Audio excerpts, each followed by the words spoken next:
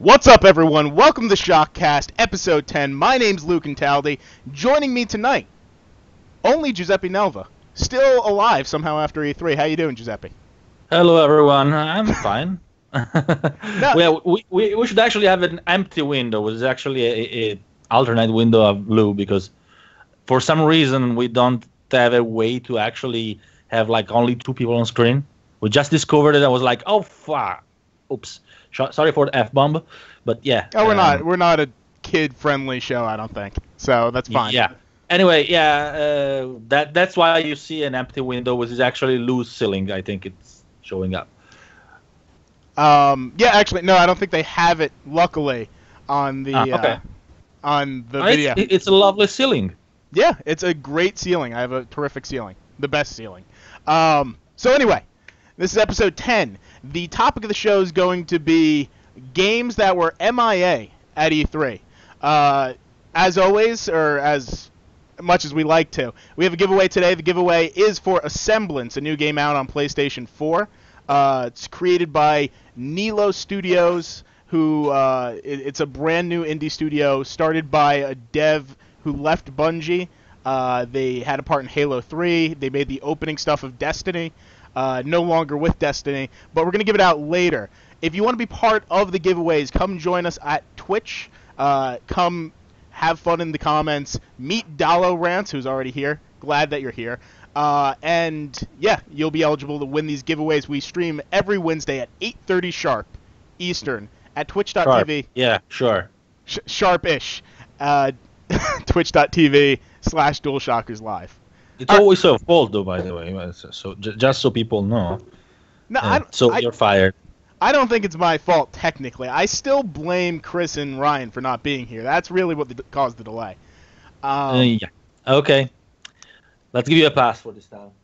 All right. So anyway, we're going to do that Assemblance giveaway a little bit later. Starting off, what have we been playing? Because for the past 2 weeks, you've been kind of up to your neck in leaks, Giuseppe. In what? Oh, yeah. That sounds pretty bad, but actually, I've been playing quite a bit of The Witcher 3 Blood and Wine, which I'm going to review soon. I'm also due to reviewing Hearts of Iron 4, which is I'm also playing.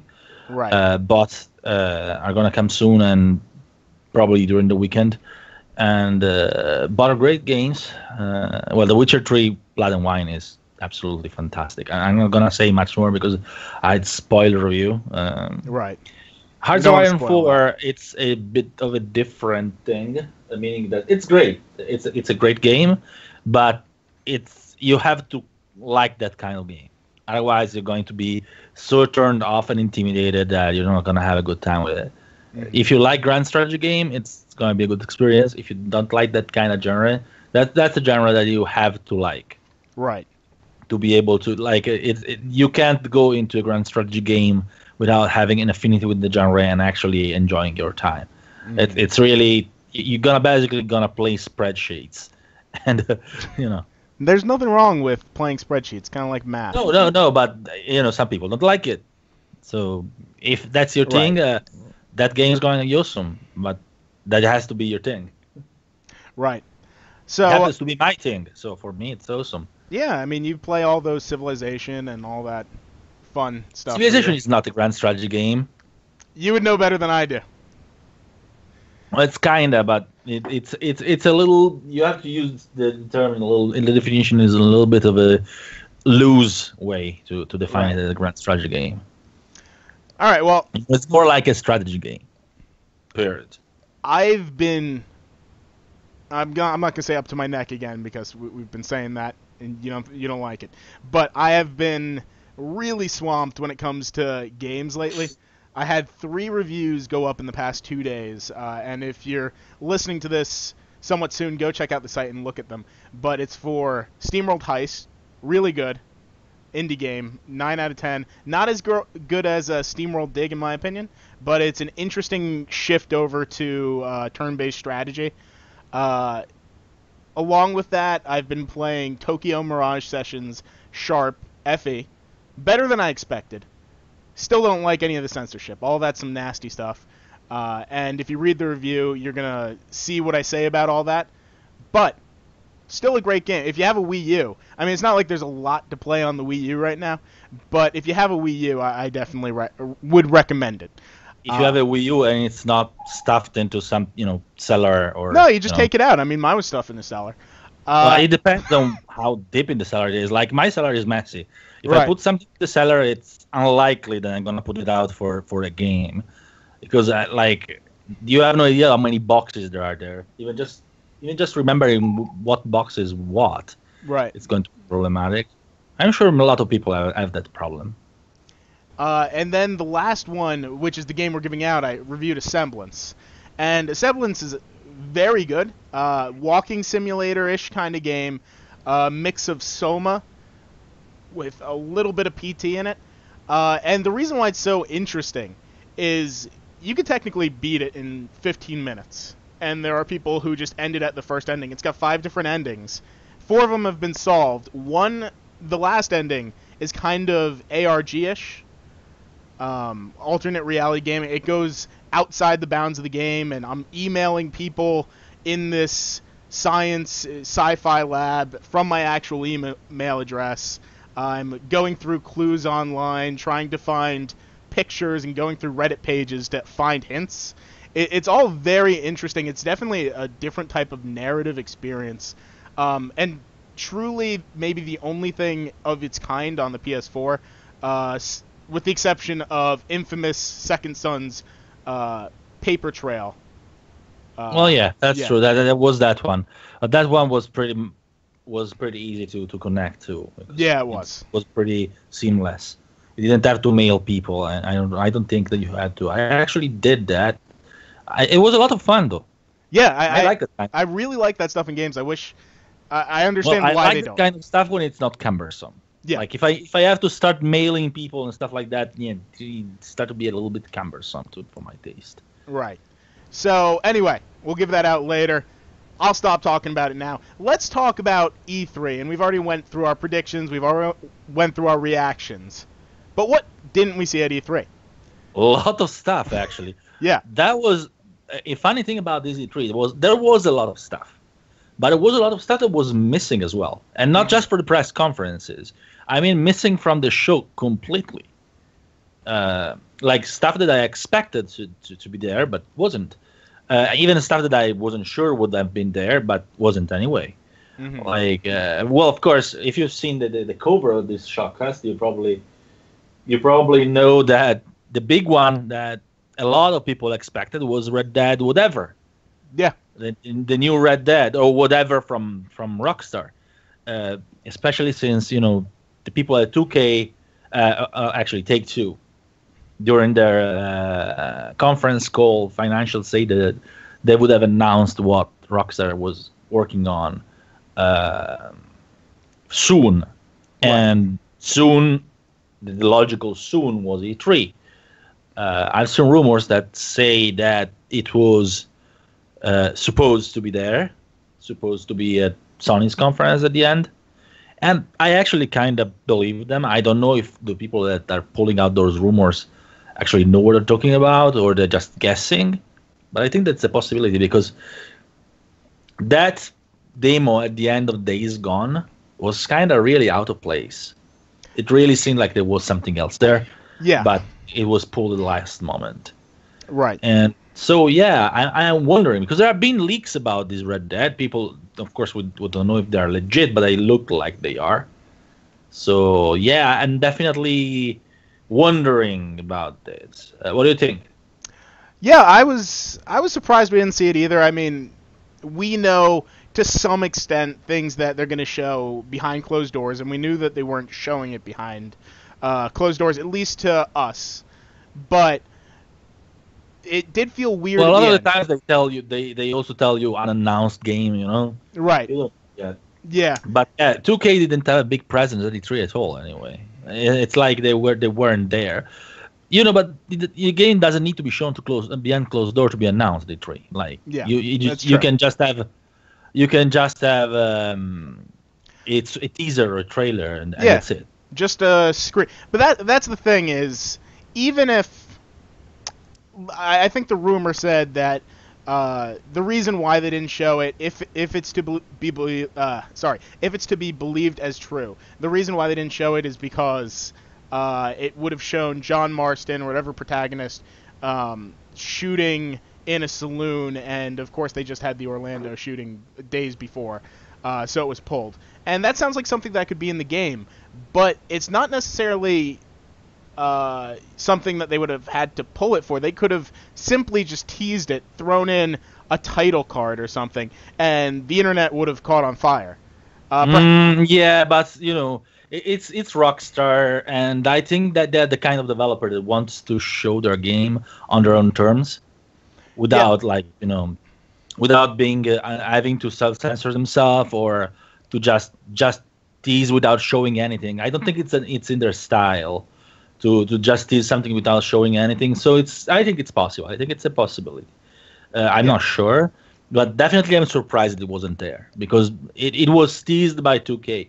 So I'm wondering when they're gonna show it. If they're gonna show it at Gamescom, which is right beyond the corner. Mm-hmm. I doubt it's gonna be at PAX, because PAX is not that kind of show in which you announce big stuff. Right. But yeah, possibly Gamescom. But or their own press conference. I doubt they're gonna have their own press conference, but possibly they're gonna have they could very well announce it outside of any press conference. Just make an announcement, throw out a trailer, and a press release, and some screenshot, open the site and say, "Hey, we are here. Hello." But yeah, that's the big one that I expected I didn't see.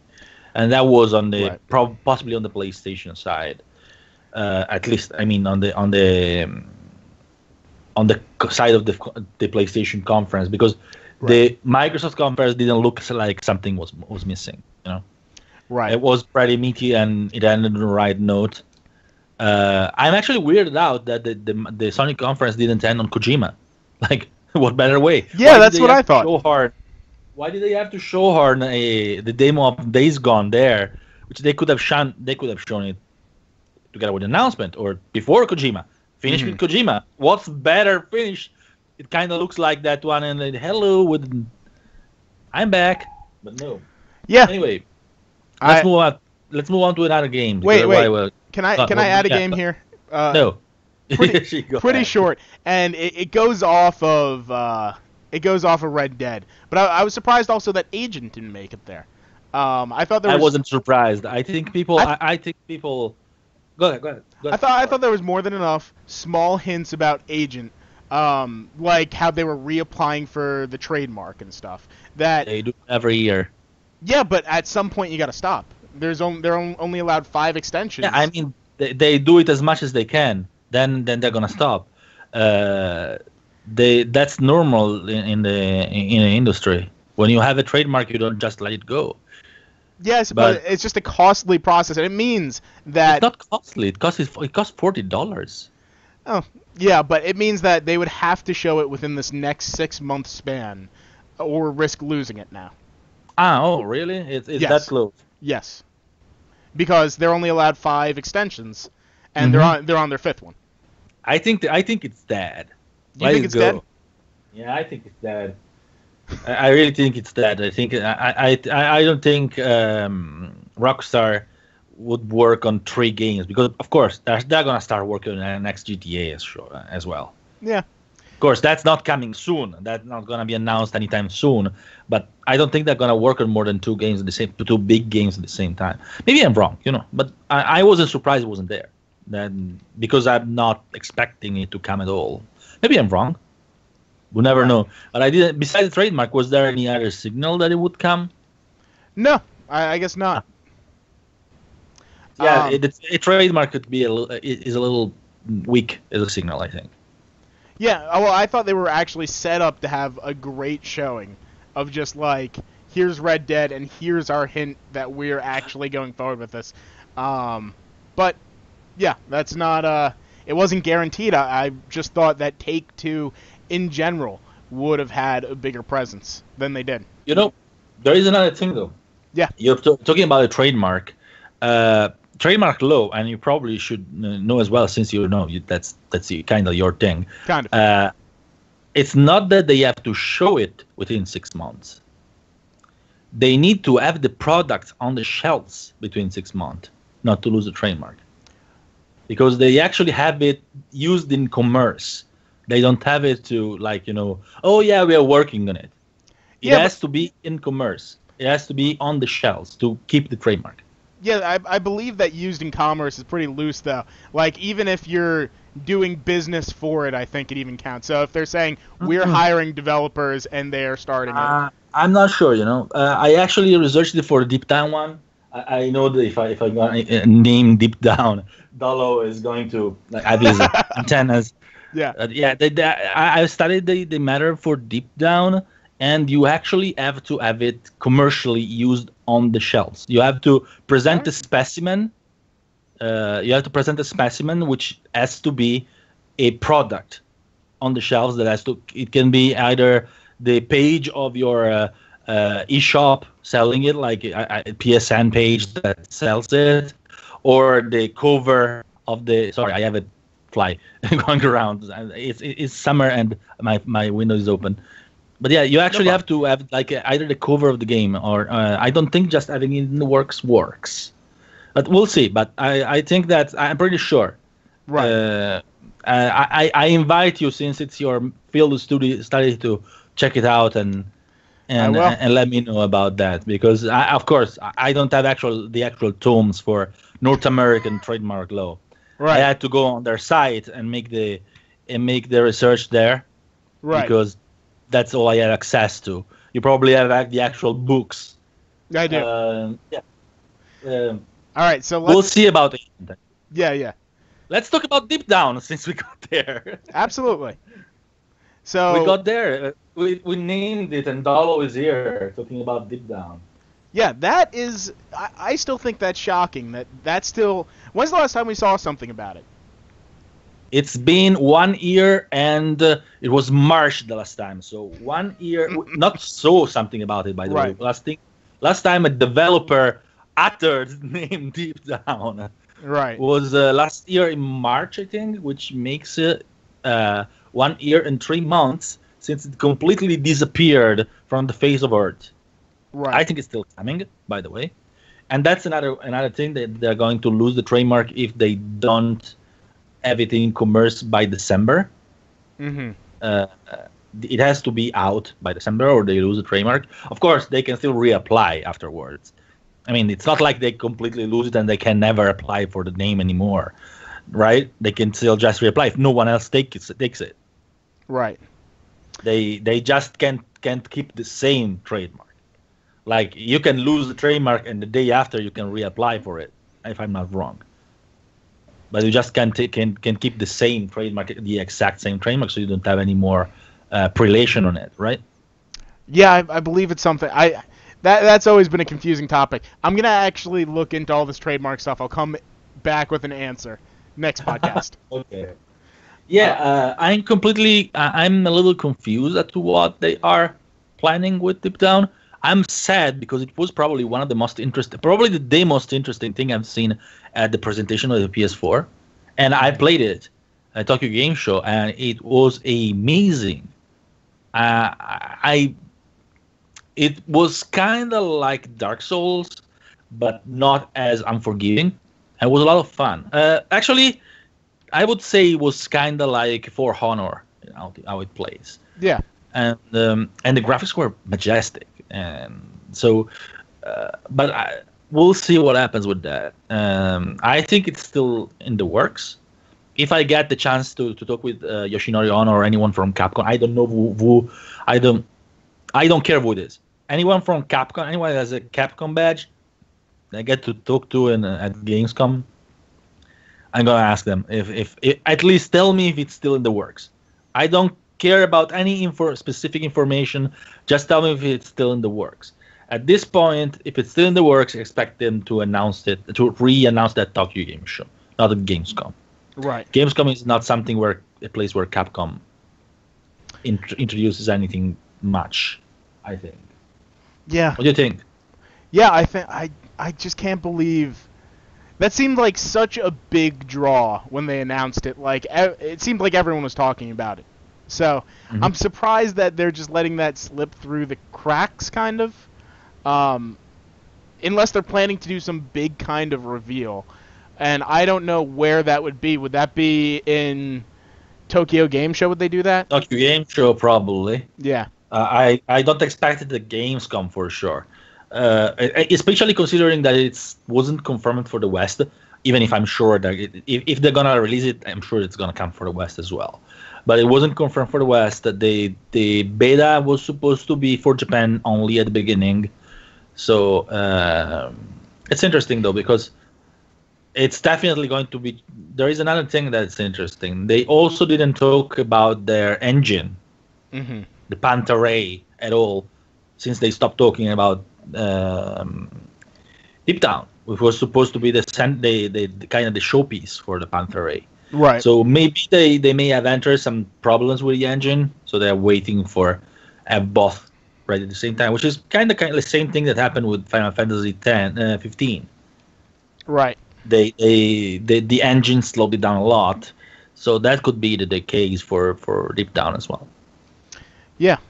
All right. So how about I'm going to propose another one. It's not one that I'm surprised is missing in action, because there's no way it was coming anytime soon. But Kingdom Hearts 3. Like no one's expecting it. It will never come. But there's no lip service to it. I was surprised about that. There is plenty lip service to it. There was? Did I just miss that? No, I mean there is for me. I'm giving plenty lip service to the game. That's never gonna come out. Yeah, I mean, it's Nomura. Nomura doesn't release games. Yeah, I understand that, but at least for the past few press conference, I believe they showed off a little bit of a trailer, an extra shot of gameplay. Once again, there was nothing this time. They got tired to troll us. That's good. Yeah. Crazy. No, I think it's unbelievable how long they're gonna let this sit out there after announcing it. It's gonna be the next Duke Nukem. It's gonna be the next Final Fantasy 15. I mean, yeah, that's true.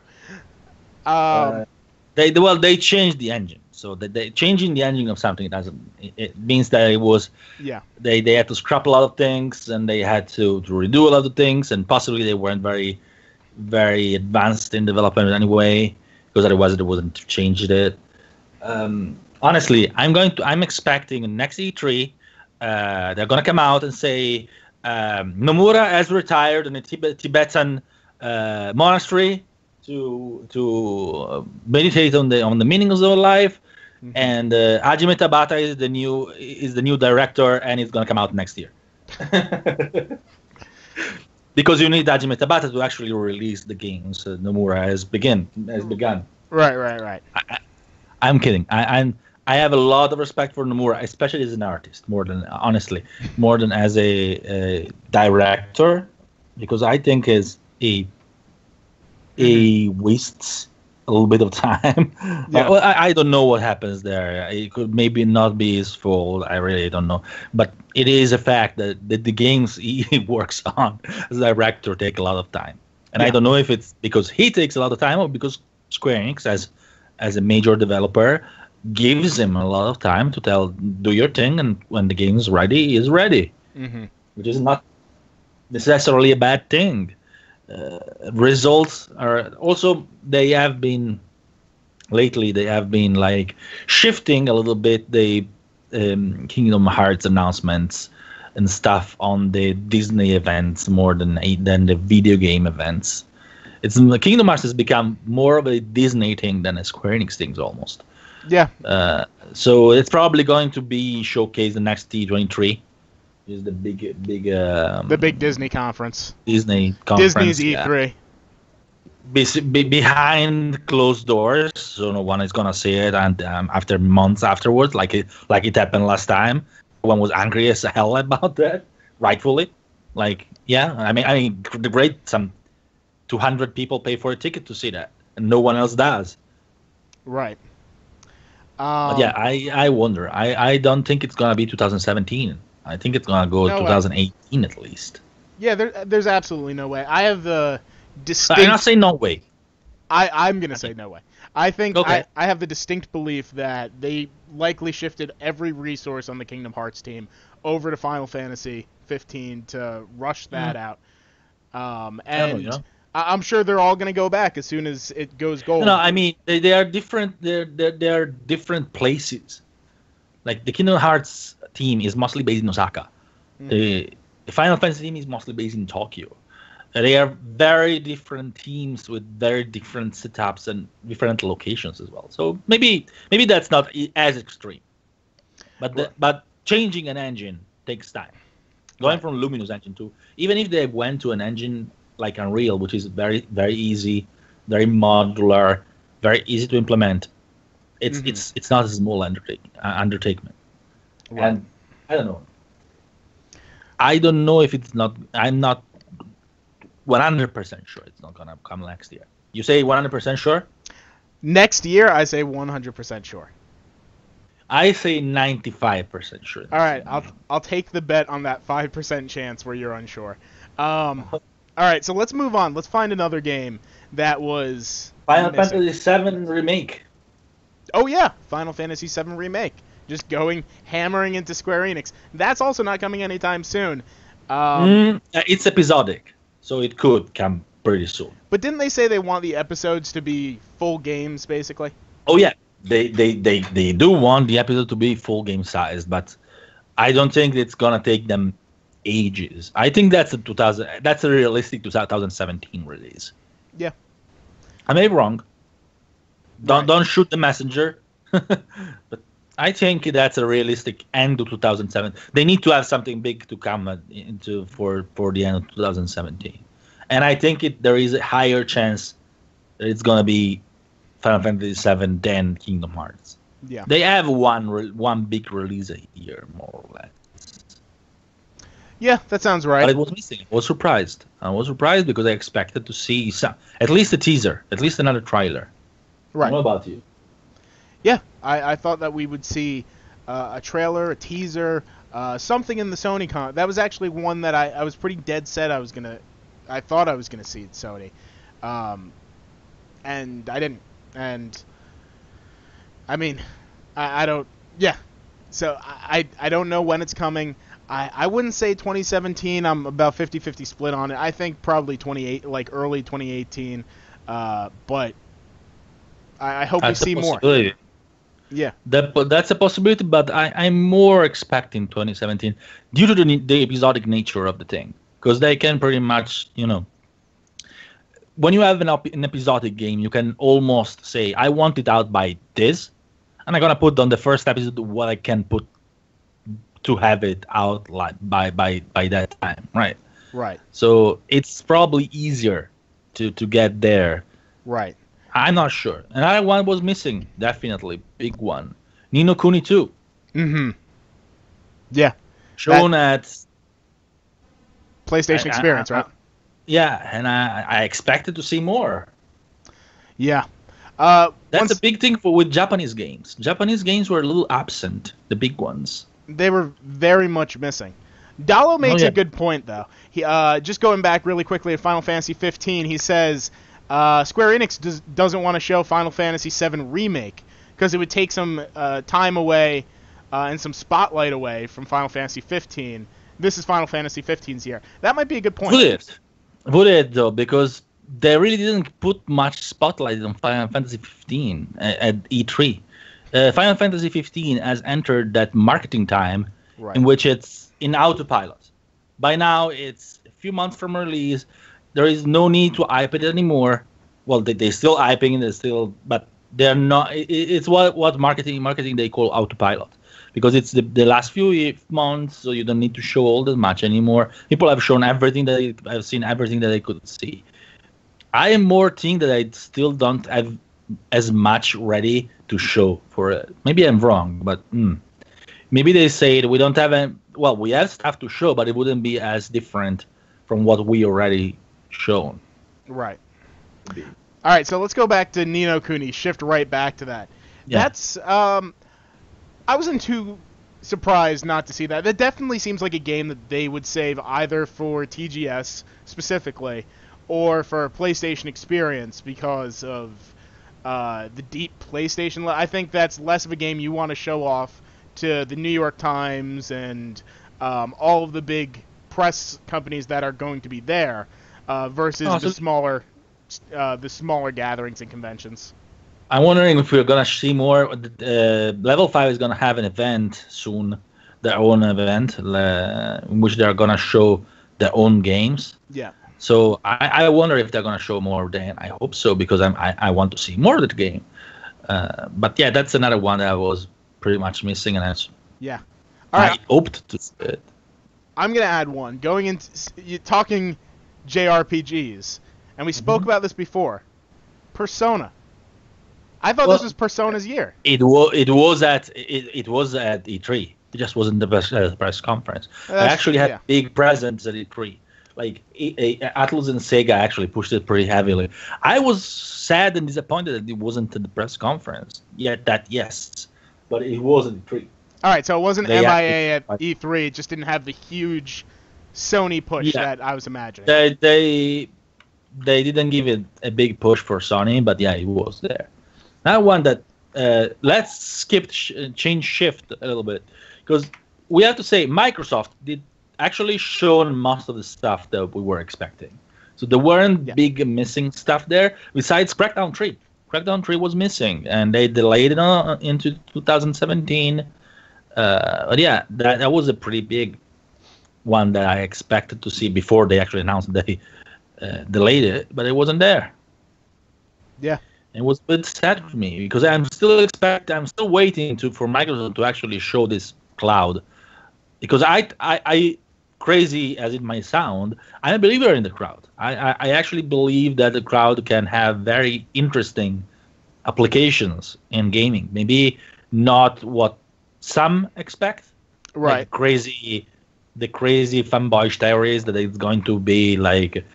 Or the crazy stuff Microsoft say at the beginning that it's going to be 32 power of 32 Xboxes into one because of the cloud. But I think it's going to give it brings some very interesting applications, and I am waiting to see it demonstrated in the right way.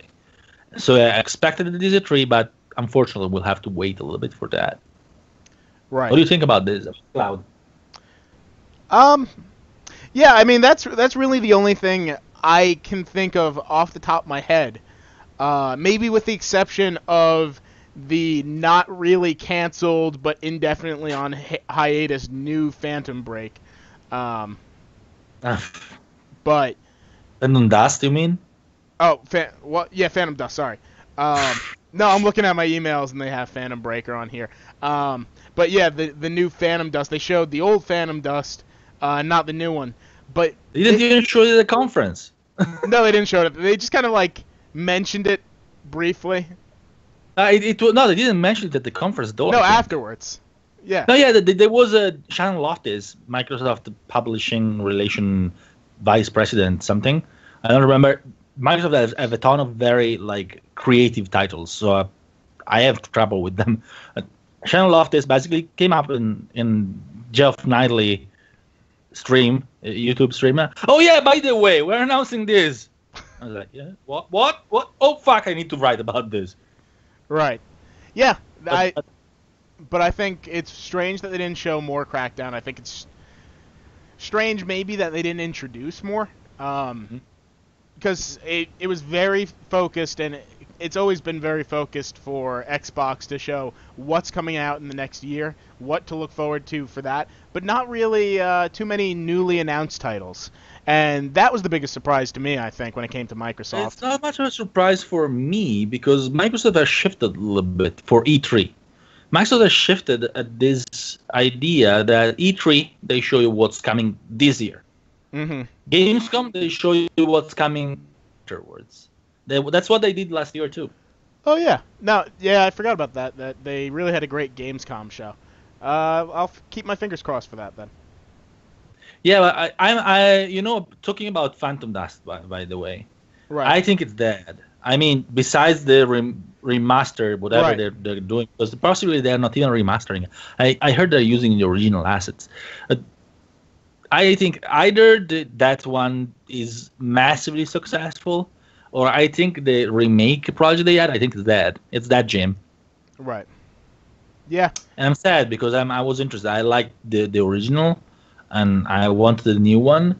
I don't want to play the original again because I played it. I have it. I don't need another one. Yeah. Even if they're gonna add some Xbox Live stuff to it, then it's not going to be much to. Yeah. Phantom Dust, I think it's that Jim, because the remaster, remake, whatever it is, whatever they are going to release, I don't think it's gonna sell that much at all. Yeah. And I don't think they're gonna sell that much, because if they did, they would have named it at the press conference. Yeah, I actually think the same. It's just a weird thing to announce that they're releasing why even bother do that unless maybe they started working on the old one before they canceled the new one, and they're like, all right, we're already put so much in this, we might as well just finish it up. Why don't they just make Xbox game backward compatible? I mean, the original Xbox. But anyway, we're digressing a little bit. Yeah. Another game that was definitely missing, and that was Ace Combat 7. Mm-hmm. Another one I hope to see, especially with the big push on virtual reality, since Ace Combat 7 is going to be compatible with PlayStation VR. Another one that they announced at PlayStation Experience, and it wasn't here. Yeah. I just think that's another case where it's not necessarily the right audience. I think I don't know though, because flight game, racing games, what can be better than those for virtual reality? I mean, yeah, I suppose. What better showcase for virtual reality than putting you in the cockpit of a fighter? Right. Yeah, I don't know. I mean, they didn't. That was the thing with Sony though, and maybe I should have been expecting them to stick more to the AAA releases than I did. But they really only showed, for the most part, things that would have mass appeal to casual and hardcore gamers, and have instant name visibility. For a lot of it's clearly not for the VR projects, but I guess even for a lot of the VR, I was surprised. Batman, Resident Evil. So anything that was a smaller name really didn't get too much stage presence at all. Yeah, and that's the main flow, I think, that conference had. It was flawed for me because it lacked diversity. Mm-hmm. And I'm not talking about the bullshit about how many, those articles that count how many women there were stage and whatnot. Because if you're a man, you don't have a right to go on stage to show the games you worked on for years, because they're gonna count you against the score. Anyway, no, they lack diversity in the way that there were a lot of story-driven Western adventure games. There were some other things, but there were no JRPG at all. And there were like a lot of missing stuff from Japan, right. And from stuff that there were some Japanese games that they almost didn't look like Japanese games. Like the Japanese game they have there didn't look like Japanese games at all. Right. They had nothing. The big one that wasn't missing at E3 was criminally missing at press conference as Gravity Rush 2. All right, yeah. No, I think that's fair. That one is so beautiful that and I think it's sad and kind of insulting towards their own internal team that they excluded it from the conference. Yeah, for such a niche game, that's the thing is I think that they should be pushing more of these games. They should try to be bringing these into the mainstream. It won't make the same kind of headlines for the most part, but if they ever want Persona... I mean, Persona sells great among the hardcore audience, but if they want it to get into the public consciousness and to sell, even 5%, 10% of current PS4s out there, They should be hammering away on those more at these big conferences, in my opinion, at least. Yeah, but I doubt it's ever gonna happen. And another one that wasn't missing, and I mean would have been probably perfectly in line with the rest of the conference. Whatever Sucker Punch is working on. Yeah. I guess it would have kind of cannibalized it with Spider-Man. Yeah. I mean, people expected Spider-Man to be from Sucker Punch. I was waiting for the title card. As soon as they started talking about, I think one of the first lines were about being in New York. I'm like, all right, it's the Spider-Man game. Let's see the Sucker Punch logo. And Insomniac came up. Kind of blew my mind for a second.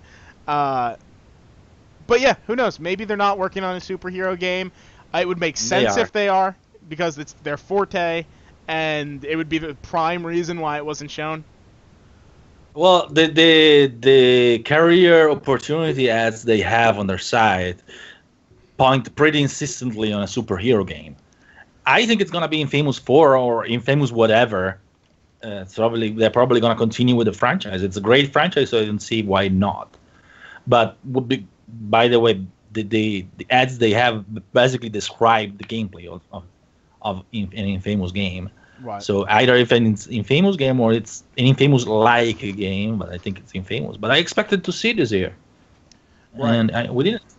I'm actually happy that they're not working on Spider-Man. No, because I liked Infamous. And I'm gonna be one of the few people I think who will say this, but I like Infamous far better than Spider-Man. I know there's a ton of Sony people out there who are gonna say the same thing. But Spider-Man obviously has much more mass appeal. Insomniac has a great pedigree. I'm sure it's going to be an amazing game. If they announced Infamous, though, I wouldn't even care about Spider-Man. That's possibly they didn't want to overshadow Spider-Man or to have the two conflict. Right. But of course, they're about superhero games, so they could have the two announcements could have conflicted a little bit. But yeah, I'm happy they're not working on Spider-Man because I'm happy that there is still a possibility to see another Infamous from them. Yeah. All right, so I'm gonna shift it. I know that you don't want to hear it, but let's shift over to Nintendo a little bit. What are we surprised we didn't? I would like to respond to Dolo. Okay. I don't think Dolo said that Sony Interactive Entertainment is not run out of Japan anymore. It's out of North America, but that's not really influential. It's not run by American people. It's run by exactly the same people as before. I mean, it's run by international people. The change of place is just a matter of working with the partners that they have in North America. They have most of their network stuff there. It's just a logistical thing. Some people made a big thing out of it, saying, "Oh, Sony doesn't care about Japan anymore." That's not the case. It's just it's literally just a logistical change because it's easier to run stuff from there. But I don't think that changes the focus. I mean, Sony has been focused on American developer for a long time anyway, so it's not much of a change in that direction. It's simply a matter that probably they noticed that this kind of the American games like that, and if the few big name Japanese games make a bigger splash on the headlines, that's all there is to it. Mm-hmm. All right. So moving back. All right, go ahead. Go to your Nintendo. The Nintendo nonsense. Something I'm clearly not surprised we didn't see. It's strange we didn't. I'm not surprised that they chose the path not to show it. Was Metroid Prime Federation Force. It has so much bad will against it that no one wants to see it. But it's coming out in under a month now, and there's no hint to it. Well, then it's normal. It's not being shown at E3 because you don't go at E3 to show games that come out in a month. Well, which is also weird because they shown Tokyo Mirage Sessions and whatnot. Right. Normally, you hype games that are a little bit farther in the future. Yeah. But yeah, who cares about Metroid Prime Federation Force? Yeah, but it seems like anyone that cares about that game? No. Do you care about that game? No, but I'm surprised at Nintendo's strategy when it comes to some of this stuff. Okay. Because if you're only going to show 3 games or 4 games, and you're having 3 days of just almost 24/7 news coverage on those Zelda. games. Yeah, well, on Zelda. You think that, they made us go and bear through the Pokemon stuff. Why not make us sit through Metroid? I mean, we weren't going to like it either way. I don't think we're ever seen as much of a game from E3 as we have seen Zelda from this E3.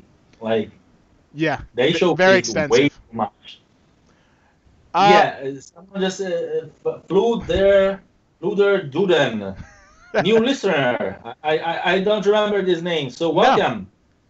Hi, Fluter Duden. Fluter Duden. The game, sorry, but I have to look at my other screen to see your name. That they send it out to die a la Devil's Third, which is, yeah.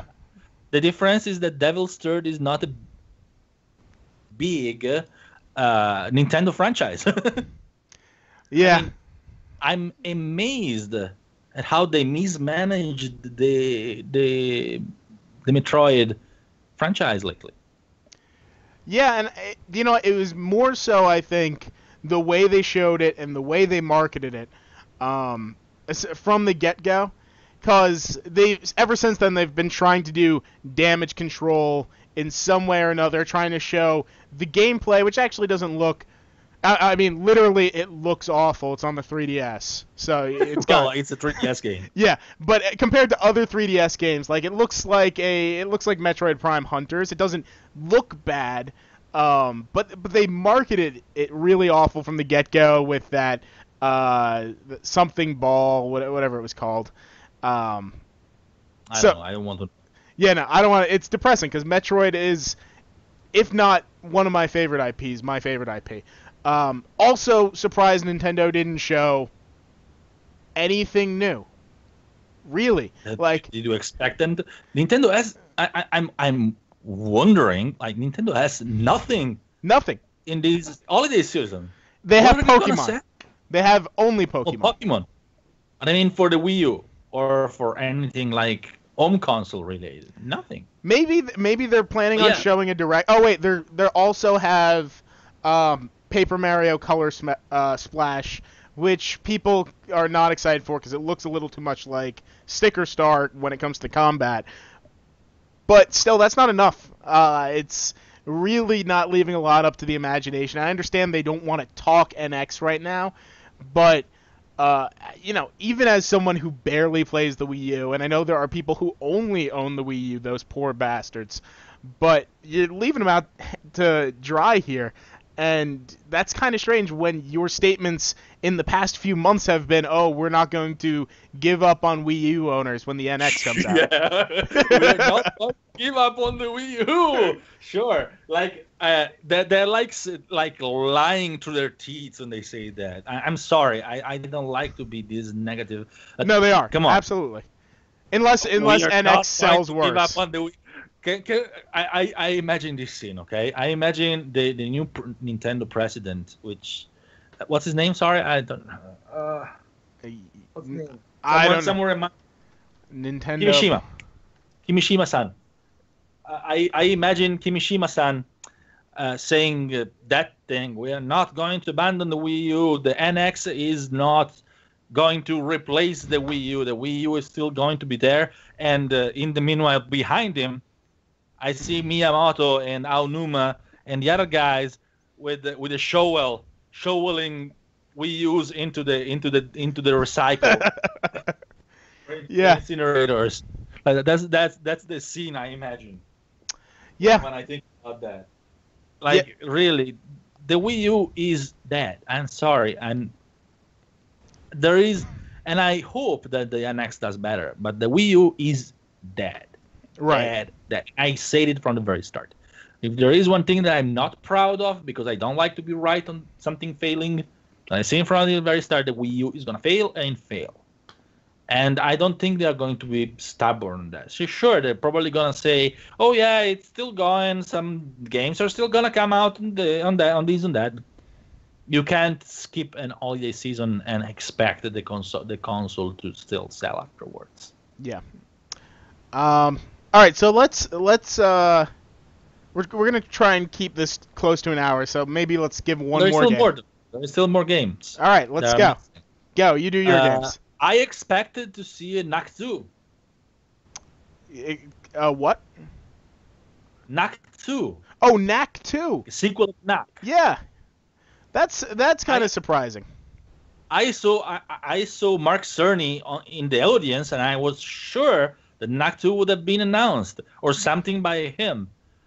On the other hand, Mark Cerny is actually working with Kojima as a technology director or something like that for his new game. But I expected to see a new Knack, and it didn't come. I actually liked Knack. Yeah, I never. Was it a stellar game? It was nice. Yeah, I think maybe for $60, it's kind of, and I mean I'm also a person who really enjoyed The Order, but those were both games where I'm like I didn't necessarily, I really loved them. I didn't pay $60 for them, but I loved them for the price I ended up paying. So yeah, I think Knack 2 once again didn't have the name recognition that they would have hoped for to put on screen. I wouldn't be surprised to see that likely at PlayStation Experience. It's not a TGS game. I think it's going to come. I think it's going to come because Andrew House said they're going to treasure the character and the IP. So, and I think that means that they're still going to make games out of it. Maybe not, but I think it is. I was going to be dealing from the growing pains of a developer in games from SD to HD. Yeah, that's a possibility too. There is another thing that was missing too, and it wasn't a game per se. Naughty Dog. Oh. Yeah. There were a lot of Naughty Dog-like games. Yeah. There were a lot of games that you could say, "Oh, Naughty Dog this is a game by Naughty Dog," like because everyone had like kids and fighters and zombies, people like escorting someone else through the wild, and zombie. Well, not zombie. They're alive. Yeah. The zombies from Days Gone are not dead. No, they're not. Alive. They're not traditional zombies, but they're zombies. They are basically The Last of Us. From The Last of Us. Yeah, The Last of Us weren't zombies either. Technically, they were living plants. I don't like. Is this The Last of Us 2? It's basically the same premise. Right. With more it's the last premise with more non-zombies. Yeah. Like there are more of them. But that's pretty much the same premise if you think about it. Yeah, no, I do. I think that's probably spot on. I don't know why they sorry, go ahead. That's what I was about to say. I don't know why they didn't show it. I mean, I thought that they would have shown some sort of title card. Yeah. A name or something. It wasn't too far after. Go ahead. Well, if they're gonna show, if they're working on The Last of Us 2, it would have a completely overshadowed this Days Gone, like with no mercy. So possibly they held off on that. Yeah, but do you think they are going to promote it anytime until after Days Gone has already been out? Possibly they're gonna be promoting it sometimes, but since this one that was the debut of Days Gone, if overshadowing the presence of a game is one thing. Overshadowing the debut of a game is a different thing. Yeah, Days Gone didn't seem to be too popular between journalists, from what I heard anyway. Like, no, it didn't grab attention. Foreign people. Right. It wasn't. Which is sad because Go ahead. I was gonna say it wasn't like Horizon Zero Dawn, where as soon as they announced that, everyone was in love with it. Yeah, it kind of got a lukewarm response. Yeah, I'm hoping, because honestly, the folks at Sony Band worked very hard on it for a ton of times, so I'm hoping that it actually does well. I actually hope it grabs more attention. Honestly, I'm not much of the zombie or non-zombie type. That's not much my kind of game, but I like open world games, and it seems interesting. So I want to play it, and I want it to do good. Mm-hmm. But yeah, I was there is one thing I'm gonna drop a little bit of a thing here. Okay, drop it. Drop the beat. I wish the Naughty Dog is working on The Last of Us 2. And like everyone seems to be ready to bet their mom and their monthly wages for a year on the fact that Naughty Dog is working on The Last of Us 2. but I'm not sure. All right.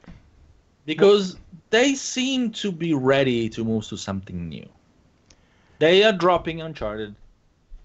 And I don't know, they seem to be ready. I heard some rumors, and I also reported them on the site a while ago. They were working on some action adventure with close combat, melee combat, stuff like that. And I don't remember exactly what they were, but there was something like more fantasy, science fiction-ish thingy. I don't remember exactly what it was, but that were back then they said they were working on 2 projects.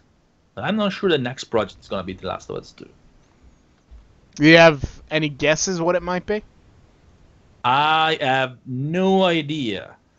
But I have always the wish to see them work on something on science fiction. Like, they like it. They like science fiction. They had their whole comic, fake science fiction comic that everyone thought it would have been the next game. I would like to see a science fiction game from them. I'm a little tired to see them do like realistic or like apocalyptic, or apocalyptic is still kind of still in the real or realistic Britanity stuff, you know. Yeah, I would like to see them do something a little bit more fantasy science fiction-ish, you know, something something that I don't immediately say this is a Naughty Dog game, you know. Maybe even go back to the roots a little bit. Probably they're never gonna go back to the cartoonish, like Crash Bandicoots, Jack and Daxter, whatever. Yeah. But, you know, a little bit of that science fiction that wasn't that Jack and Daxter thing come back. I don't know. Yeah. Speaking of science fiction, I'm a little surprised, and I know it's not announced, and I know that they've actually, I don't know, they might have even said that it's not coming, but I'm still surprised we're not seeing a Mass Effect trilogy remake, or at least backwards compatibility for 2 and 3 on Xbox One. Oh, they're gonna come sooner or later. I mean, the backward compatibility is gonna come sooner or later, I think. As for remakes, I don't think they're gonna do it. Shame. I don't think they're gonna do it. If you think about it, what's the publisher that is not really caring to do much in terms of remasters or remakes? Yeah, Electronic Arts, but that's just not their thing if you think about it. They didn't jump. Did they make any? I'd have to think about it. Come on, our brave listeners. Did Electronic Arts did any remakes or remasters? I don't remember any. Yeah, no, I can't. Silent. Yeah, I can't think of it. I'll look into it. All right, so let's move on to another one. Do you have another one off the top of your head? Actually, let me think a second. Oh, Devil May Cry 5, or whatever that new Devil May Cry that could come. Mm-hmm. There were some rumors about a new Devil May Cry, and it didn't come. Okay. Touche. Okay, Fluder Duden, that is already demonstrating to be a cool guy, say that they're doing Madden and FIFA. That kind of counts as a remaster, I guess. But yeah, if you think about it, Electronic Arts has not jumped into the remake remaster thingy at all. So that simply may not be in their course at all. Well, wait, no, that's Activision. I was thinking Call of Duty. I'm going through the list right now. It was like, okay, no, derp. Yeah, no, I'm going. Yeah, Activision did, but Electronic Arts did not. Back to Devil May Cry. Mm-hmm. I expected to see it because there were rumors around, but I don't know. Is it coming? Is it not? Probably they're not going to abandon the. Capcom say that they want to bring back some of the old IPs. So probably gonna come, not at E3, but I expect to see it. And wait, they cry. Not that DMC shit. Just the actual one with the real Dante with the white hair, and not the little emo idiot, right? Potty-mouthed cretin that they put in DMC. I'm sorry, but that character was absolutely. I have absolute respect for Ninja Theory, but that character, which I think actually was more Capcom than Ninja Theory, was probably the worst crime wreck I've ever seen in a video game. They're the worst reboot of a. I'm not talking about the gameplay. The gameplay was great, but the characterization was the worst reboot I've ever seen for a game character ever. Mm-hmm. All right, so I have 2 more left, and I'm not going to talk really about Let's them. do the giveaway before we do that. Then we can talk about those 2. So I don't really remember how to do the giveaway. That's the question. I'm going to try. Well, you better remember. I think it's point and giveaway. Let's try it. Yes. No. That's not it, and we're certainly not giving out a code for Dark Souls. Exclamation point winner. Oh, that might be it. It is not me. Okay. Let me re-roll again. Once again, I know the Nightbot just messed up and said Dark Souls 3. We're giving away a semblance for PlayStation 4. Oh! Flutter Duden. Welcome to the podcast. Flutter Duden, you win a semblance for PlayStation 4. Congratulations, Flutter Duden. All right, awesome. Yeah, make sure you whisper me, or you can tweet at DualShockers,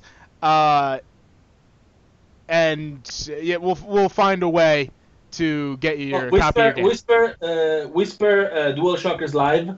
Yeah. Giving him your email, so you can get your prize, which is a semblance for PS4. Yeah. Right. So make sure you do that. But now we can go and talk about the 2 games you had in mind. So, all right. I just don't like to make people wait until the very end of the podcast, because it kind of seems like we are holding them hostage to get the giveaway. Especially when we say it's going to be an hour, and it's not ends up being an hour. But so if you want to bear with us longer than that, you can. I'm not holding you hostage. Go ahead. Okay. So I'm not going to talk a lot about them. I think it's obvious that we weren't going to see it, but I kind of had my hopes. First was the rumored Beyond Good and Evil. I thought that... Is that a thing? Was it? I thought it was. Is that a thing? No, I mean, how many times they say that it's coming? Yeah, I know, but we had the new trademark for it, didn't we?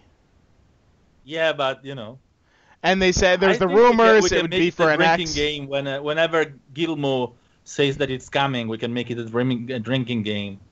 Right, and also in the same vein as Ubisoft, I was kind of surprised we didn't hear anything. I know they're not doing Assassin's Creed this year, but I was kind of expecting to hear something, maybe to see a name card, a little bit of description on how they're hoping to switch over the series or what they're planning on working on. Because they kind of just said, we're taking a year off to work on stuff, and didn't really describe what it's going to be. I'm hoping it's that's probably because we're not going to hear about it. I can tell you when it's going to come. When? We're going to hear about it in April 2017. All right, someone write it down. Someone. That's they normally announce things the same day or in the kind of same period as their financial conference for the full year prior. Right. That's what they do. The big games, they announce them in that period. So it's going to be either April or May 2017. That's exactly how they did for the previous Assassin's Creed and the Assassin's Creed before that, and Watch Dogs 2 this year. Right. Yeah, so that's really all I have. There's always a talk of a lot of games. I'm sure I could go on more for hours. How about I'm sure you have a few more you want to bring up. Let me see. I actually have a little bit of a list. Well, it's not exactly a formal list. Yeah, no. Because I kind of... I'm going to tell you one of my little secrets. To actually bear the pace of announcement that they do at E3, I actually pre-write a few posts. I don't write them all. I just try to put some placeholders on the side with a little bit of a parts of a post of things I think they're gonna come. So there's those posts in which basically are my predictions are still there in the draft. All right, so read them out. They have to be canceled, but I left them there. Huh? So read them out. What are some of your headlines? Okay, let me see. I had Ace Combat 7, Ni no Kuni 2, Devil May Cry 5, Deep Down, Last of Us 2. Sure. I actually had Knack 2. I'm surprised of one thing. There is no it's not a game. There is no PS4 Slim.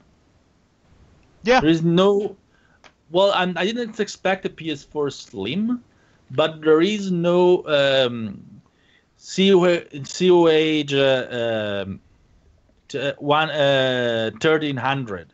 Now we're stuck at 1200. Like a new iteration of the normal PS4. I expected to see it appear on the FCC. Normally it happens on June 1st, and it didn't.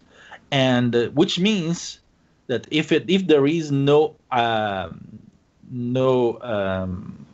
FCC registration by now, we're probably not going to have a new PS4 that is not the PS4 Neo, like something like they did with Microsoft did with the Xbox One F. But not even just a slimmed down version, even just an iteration of the PS4.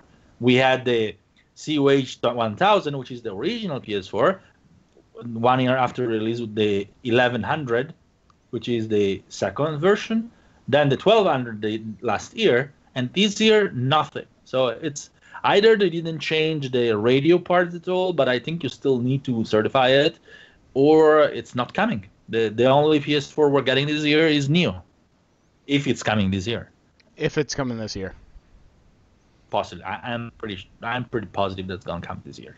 By the way, they're gonna have a fast announcement. It's possibly gonna come in the Black Friday. If they're smart, they're gonna release in the Black Friday period. Yeah, hopefully. Yeah, but by the way, we knew that it wasn't there, but I'm surprised. Well, I'm not surprised because we knew, but I'm weirded out a little bit that they didn't show the PS4 Neo 83. Yeah, or for that matter, talk anything about the Vita / Vita replacement, which is never going to happen. Right. What? That's not a surprise. That's like the Wii U. I love the Vita. Okay. Yeah. I have my Vita here, my original one with the thing. It's a little dusty because I'm mostly playing on my Vita TV. Makes sense. Which is a beautiful, beautiful white model Vita TV, which is cabled, so I can actually pull it in front of the camera. But I actually got it in Japan, and I actually love it more than my Vita. But yeah, they didn't talk at all because the Vita is unfortunately dead. Well, the Vita is dead for Sony. Okay, let's make a distinguished thing. The Vita is dead for Sony. The Vita is getting a lot of support from third-party developers. No, not surprising. Well, not surprising given the sales, but surprising that it's still continuing to happen, I think. No. It's still continuing to happen because the Vita is selling very well in Japan, and most of the third-party developers that work on it, almost all the third-party developers that work on it are Japanese, and they care mostly about their sales. They sell it well in Japan, and, Japanese developers still support it. They're dropping the PS3, most of them, but the PS Vita is still going to be supported for a while. But for Sony itself, the Vita is dead, which is sad, because it's selling very well in Japan. It will never sell very well in the US, or in the West, but it's still sad. And I think the best thing that I've ever read from the parody Kazurai Twitter account was right after the E3 press conference. And they said the orchestra is staying there. They're going to be playing the funeral, the songs for the Vita funeral following the conference. Yeah, the Vita is not dead. That's the thing. The Vita is not dead. The Vita is dead for Sony, and that's all there is to it. I mean, it's perfectly alive for the other for all those Japanese developers that are still supporting it massively, like a ton of there is almost a new like semi-major game announced for Vita every week. If you look at Famitsu, I read Famitsu every week, and every week there is like absolutely timely a Vita game announced. Like almost every week there is a new big Vita game announced, and when it's not only Vita, it's Vita and PS4. But there are a lot of them that are still only Vita. Like in Japan, there are a lot of Vita exclusive games. Mm-hmm. A lot of them. This Famitsu add another one, like an exploration game, like something about almost like Civilization like. Another thing about the Vita, and I mean, we're very quickly shifting into why the Vita is so awesome, and they should continue to support it. Podcast, but if you ever look at the PlayStation blog, and you should because it's fantastic, or just read DualShockers because we cover everything said on the blog because it's always great news. If you ever go down to the comments section, it's almost surprising how many people are clamoring for every game to be on the Vita. You see the same on our comment section. Yeah, and that's what they say is this would be a perfect game for the Vita. If this came out on the Vita, I would buy this. It's almost kind of the shift for a long time in the late 2000s and early 2010, 2011. It was like that for digital games where people were hesitant to buy digital games, and they still kind of are, some people, saying, I would buy this if it came physical. Now it's, I would buy this if it came to Vita. Because people just want to support the Vita. People love having games on it, and it's got the huge attach rate for that reason. Well, it's got a huge attach rate in Japan. I mean, in general, I think it's... Didn't they say the attach rate for Vita is like 16 games? Oh, attach rate. I was talking about games. Oh, sorry, about the sales, pure sales. Why did I think about pure sales? Yeah, that's true, but that's because when people don't have much for their console, they get everything they can. Right. I'm sad about it because my Vita I love it, and some of my best memories of gaming, which is weird because they're made with a super casual, weird little game that would probably be more suited for mobile experience, is going around Tokyo with my Vita to try to catch the little monsters for what's the name of the game? Dolo, you know which one it is. Which one is that? That's New Spirits. What? That's New Spirits. Oh, okay. Yeah. Like, so that's some of my best memories with my Vita. Just go around Tokyo with that because there are some special monsters. There were some special monsters because they closed it that you could get only there, or even at Gamescom. There were special monsters at Gamescom. You go at Gamescom to get your special little summon for Destiny Spirits. I was like, oh my god, and I miss it. And the Vita was an awesome machine, and I loved it when I got it, and I still love it. I actually play more on my PS Vita TV because it's kind of more comfortable for me. The Vita has only one big problem for me, which is not very ergonomic to hold. Yeah, you get the claws. You have Vita to hold claws. things, and I have big hands. Right. So yeah, I was sad. I'm still, and we're pretty far off the train of topic for E3 missing in action games, but I'm not I wouldn't be surprised, I think, if the Vita had a successor. I think the longer it goes on, if you asked me 3 years ago, I'd say there's no way they're gonna make another PS Vita 2 or something. But I think the longer that developers support it, I think it shows Sony that there's a market for it. Clearly, we're not talking about it anytime soon because they want to push VR. That's their main thing. But I wouldn't be surprised in 3 or 4 years down the line they have the surprise announcement that they're going to have another handheld. I think you're drunk. I think really hard. Sony is done with handhelds. I can tell you. Well, I can tell you because I don't have any. No one told me. Right. But I can tell you, according to me, Sony is done with handhelds. They have seen that handhelds are good for Japan only, and I don't think and in Japan, unfortunately, the handheld experience now it's completely and easily covered by by mobile. So okay. yeah, there possibly. I'm thinking that there is a possibility for Sony to shift some of his handheld resources. They opened the studio for that, and they may actually expand it on mobile. Like they may shift some of their development on mobile, especially as the market moves a little bit towards the gaming as a service thing. But yeah, that's a possibility, especially with the Xperia thing, if they want to actually save their mobile stuff. Right. We'll see. Yeah, I think there is absolutely no possibility for Sony to ever make it handled again, and it pains me to say that.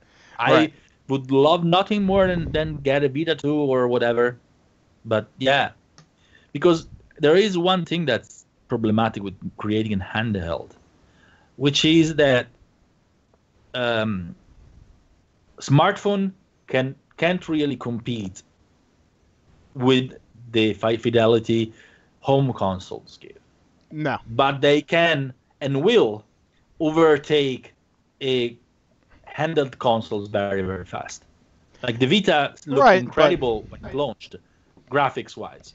But now, modern smartphone can do better graphics already. Yeah, but there's something to be said about functionality. I don't think any smartphone you pick up is going to, have even just the simple button inputs, which make playing on the Vita so much better. And a few people know that. That's true. That is true, but on the other hand, you can't. There are ways around it, I think. Yeah. Like you can attach controllers to your smartphone. You can put implements on it. They just make a thing that turns your smartphone into Game Boy Color. Yes. But there are ways around it, I think. The problem is that I like to play on my Vita a lot more than a smartphone. I don't like to play on a smartphone. I hate touch controls, and I hate the fact that Sony put touch controls on the Vita to begin with. Why? You have buttons. Use the fucking buttons. It was the gimmick back then. You can't blame them for the stupid ideas of. I can blame them. You've got a very angry stare right now. But yeah,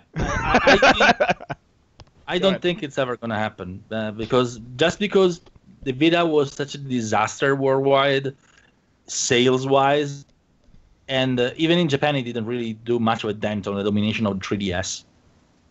Yeah. And the 3DS is declining as well in Japan. Yeah.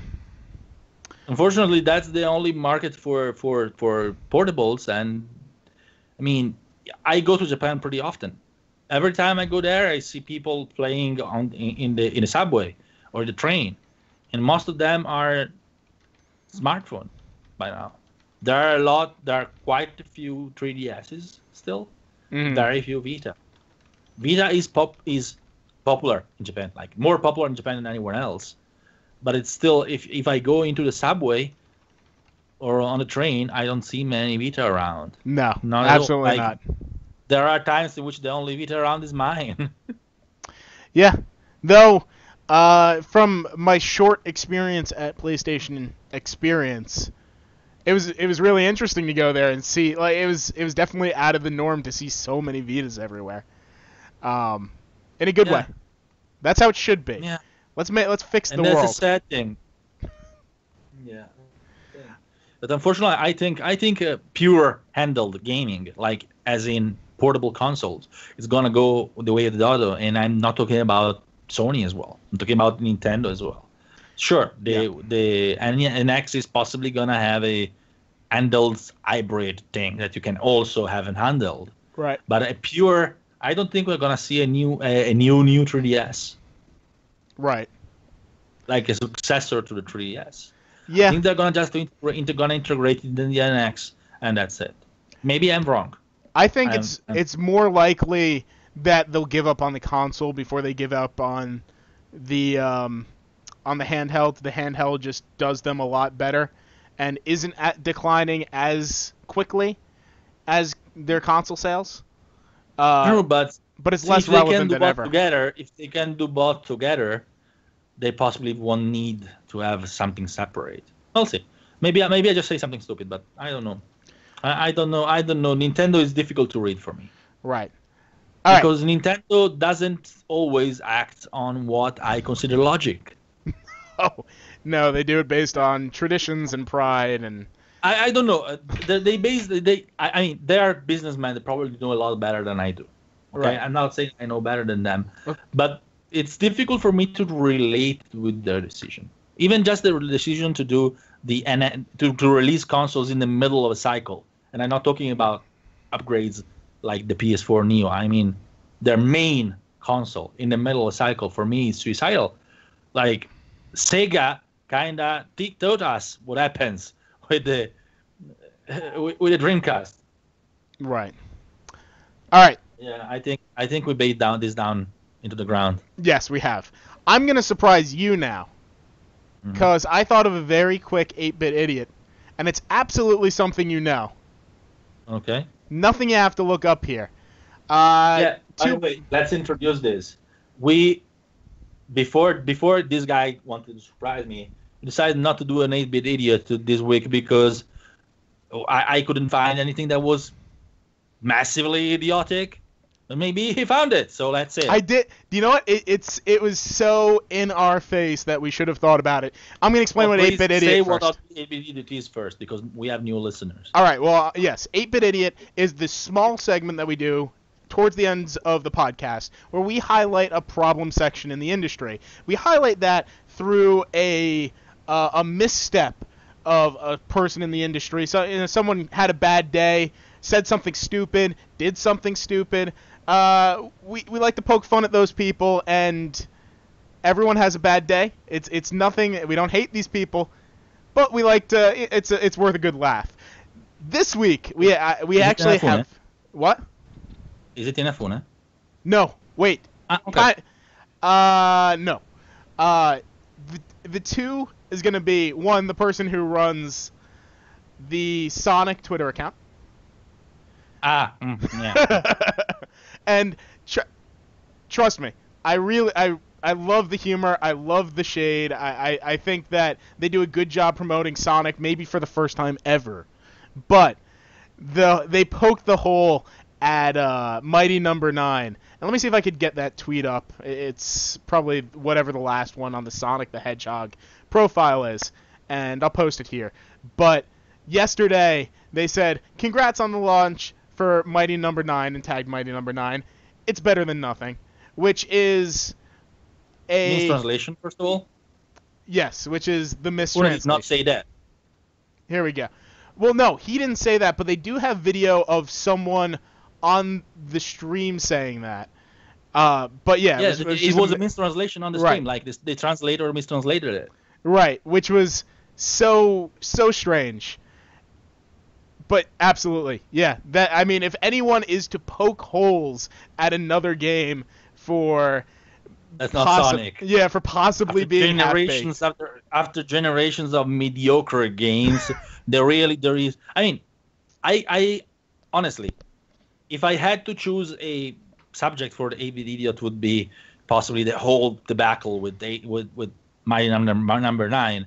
Mighty Number 9 for me is the demonstration that before you criticize the whole gaming industry of your country, should probably demonstrate that you can do better, which Inafune did not. Yeah. But if there is someone that cannot afford poking fun at anyone else, that's Sega with Sony, or Sega, whatever. Yeah, the Sonic team, or whoever promotes Sonic. But yeah, all right. So it did a great job in promoting them. They were the talk of the day. I think it's going to come back and bite them in the ass. People are going to be sharing that tweet as soon as they make their next game that's subpar, which is going to be literally this week when they make the Mario and Sonic at the the Rio Summer Games. Which is going to be crap as usual. Always, yeah, and actually, Fluter Duden said that in the stream as well. All right, so that's Rio Sonic. Yeah. So that's our 8-bit idiot for the week. Did you have another one? Because you said you had two things. No, you actually pointed out the other thing. I was going to bring that up very briefly with Inafune about trashing the whole nation. Yeah. First. If you want, well, I think we'll hand on this message. Okay. If you want to trash your whole countries, or any countries, or anyone else, if you want to trash anyone of your colleagues from any country, from any environment, anyone, before you talk trash, make sure you can demonstrate that you can do better. And unfortunately, Inafune did not yet. Right. I'm sure it did great with the first Mega Man, and I'm sure he has a legacy and whatnot, but he has still to demonstrate that he can do better now than what the rest of the Japanese gaming industry can do.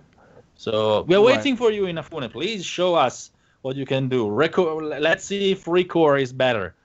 But for now, here's hoping that Recore does better than Mighty Number 9. Right. All right. So that's 8-Bit Idiot. We're going to end up how we normally do. We're going to talk about upcoming games, just give you a quick list, and then do our small plugs. So the upcoming games this week, we actually got a lot. I think it's because this is the first week we're comfortable after E3, and most of the press is comfortable too. But on the 24th, we have Mario and Sonic at the Rio 2016 Olympic Games coming to Wii U. We also have Tokyo Mirage Sessions Sharp FE for Wii U. And if you want to read the review, it's on the site. Go to DualShockers.com. Read our review of it. Also on the 24th, we got Steins Gate for PC. Nero, What? Is that not happening? Nice one. Oh, yeah, that is nice. Nero, Nothing Ever Remains Obscure for PlayStation 4. Diny's Kick of Revival for PlayStation 4. Someone was drunk when they named that. Professional Farm. It's better than Flaster Clock. Yes. Professional Farmer 2017, also on PS4, and Hearts and Slash on PS4. Then on the 27th, we have The Battle Cat Pop! For 3DS. What? Yeah, I don't know. They're really scrapping for games. And on the 28th, we literally have like every game announced coming out. We have God Eater Resurrection for PlayStation 4 and PlayStation Vita. Lego Star Wars The Force Awakens for 360, 3DS, PC, PS3, PS4, Vita, Xbox One, and your toaster. Washing machine. Yeah, exactly. Star Ocean 5 Integrity and Faithlessness on PS4. Zero Escape 3 Zero Time Dilemma, 3DS and Vita. We're going to have a review for that, so keep your eyes out. JoJo's Bizarre Adventure, Eyes of Heaven for PS4. Prison Architect for PS4. The Technomancer for PC, PS4, Xbox One. We're also going to have a review for that. Soul Axiom, 7 Days to Die, both for PS4. Resident Evil 5 HD, PS4, Xbox One. Full Mojo Rampage for PS4, Xbox One. And Steriden for PS4. So yeah, a ton of games coming out on the 28th. So you could be excited about that if you want. If you want. There's definitely a few on there that I'm probably going to pick up. Star Ocean 5 is on my to-do list. And I believe if we get it, you're covering it, right? Yeah, we're still waiting for a review copy for that one. Right. They promised they'd send it, so yeah, I'm going to review it if it happens. Right. It's going to come for sure. Square Enix sends us the copy. We don't know when, so I don't know if it's going to be there for launch. Right. Unfortunately, guys, I take my time reviewing things. I don't rush them. I don't think anyone that wants to buy Star Ocean 5 that is interesting to it is actually waiting for any reviews on it. No. Because Star Ocean has a big fan base, so I'm going to take my time and review it thoroughly because I love Star Ocean. So, and it's a JRPG. It's a long game. So right. We're going to have a review when it's up, when it's ready. We're going to have it. So, but yeah, I'm looking forward to playing it definitely. Makes sense. Okay, so let me just wrap up the last part. If you want to find us on social media, DualShockers, of course. You can find us on Twitter, Facebook, Instagram. Just look up DualShockers, you're going to find us. If you go on YouTube, look up DSTV Originals. clearly for DualShockers TV, if you didn't catch that. If you want to come watch and be part of the show and get these awesome giveaways, join us every Wednesday at 8:30 p.m. at twitch.tv/DualShockersLive. Finally, you can find round-the-clock news coverage, reviews, features, and editorials over at DualShockers.com. And yeah, that's the show. Thanks, Giuseppe, for not bailing on us like Ryan and Chris.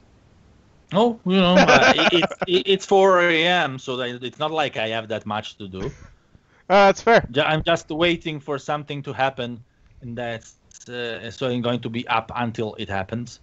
Right. But it still didn't happen. I'm waiting for something to come for the new Berserk game. There was a June 23rd right date. Oh, folks! If you like JRPG, there is new stuff. You can't just say that. Let us know. New trailer for Tales of Berseria. So go watch it. Go to the site after we finish, and it's gonna be up. Yeah. All right. We better rush through this. If you want to find me on Twitter, you can at Luke and Taldi. If you want to find Giuseppe, his name's right below it. His Twitter account's right below it. Just go and find that. Anyway, we got to go write stories. Thanks everyone for showing up. On to the theme music. See you, everyone.